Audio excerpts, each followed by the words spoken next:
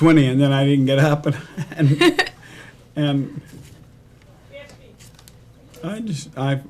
got the wake-up call and went right back to sleep. Not a bad thing. I'm sure you needed to rest. All right. Well, first of all, thank you for having me here. You're welcome. Let's talk. I just want to start basic. One question. There's been many contradictory stories about where you got your name from exactly. Tell me, Meat Loaf, where did it come from? Which one do you want? Well, I heard one about high school. I want the real story. No, let's go back to which controversial story would you like? The Volkswagen, the Wolves, the pool table, the football coach, the Wolves. The Wolves. Oh, I was on a plane, flying in a small Cessna with Lamar Hunt and Bunker Hunt, whose father owned the Kansas City Chiefs, and with my father, and I was a kid, and they were going elk hunting, and the plane crashed. And it didn't really crash, but it was a really rough landing at night, and it had to go down. And I got thrown out of the plane, and this wolf grabbed me. I'm like, whoa. And the plane, but it was good. You went with it, it was flowing, and I started believing, and I'm I like, have all the story, but I can't. Plane crash, he's alive. I've done it. No, I've been called Meat since I was 9 months old.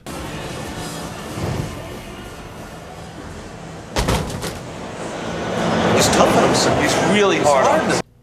My dad called me Meat. Aww. And the loaf came about 10, 11, 12. Don't know. And there's a lot of people that claim it. Do you eat meatloaf? Or are you vegetarian? I did this morning, actually. You did? Yeah, I did a TV show this morning, and they made meatloaf, and I had some. So you got to eat what you are type of concept, I guess? No, not really. I don't normally eat meatloaf. It just was there, and I ate some this morning. Oh, good for you. Let's talk about your documentary, obviously. Congratulations on it. So what happened? It was 2007. What happened was there was cameras, and they followed me around. You approached. And they just, and then they said, wow, look at all this footage. Let's put this together. Oh, look, there's a story. This came out pretty incredible. Now, let's talk about the Bad Out of Hell 3. That album, how does that coincide with the documentary? Well, that was, originally the documentary, what we wanted to do was to start when we started recording the album and make it all the way through the tour. Well, when he faints after a show, he's given so much. But at the same time, you're talking about somebody who is a method actor.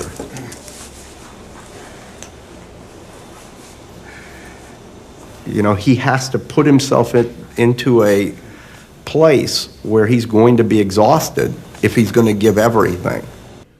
But I think that's a really big budget. And so we narrowed it down to where they just followed us around for 6 weeks. And kind of gave you an insight, because nobody really... I never let anybody into that. Because when I do interviews, I give them silly stories like the wolf thing. And if I do interviews long enough during the day, I'll get the same question. I'll make up a different answer just because I just figured it's easy. It's a lot of fun. How's my hair?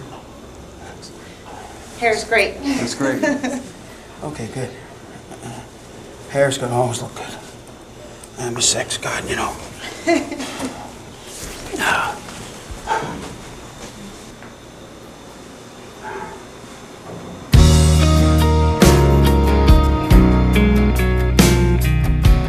Because then, in 2 years when you're doing interviews again, they go to you, well, I read this interview where you said that, and I go, oh, what did I say? And like you did with me, and I told you what I heard, and then yeah. So, you say, oh yeah, well here's another random story. Yeah, and so I just like telling stories. So you're a little bit of a comedian. Oh, I'm a closet comedian. Closet comedian. Oh, yeah, okay, musician, actor, you name it, you're everything. Yeah, but I'm just a closet comedian. But a closet comedian. Yeah.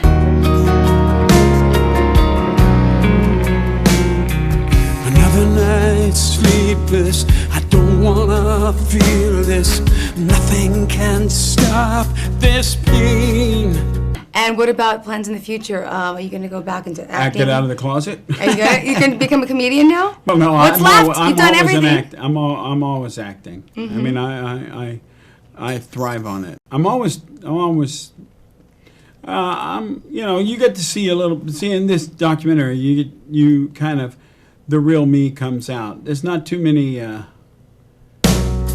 Trying to get to a time I forget you, still tangled in yesterday.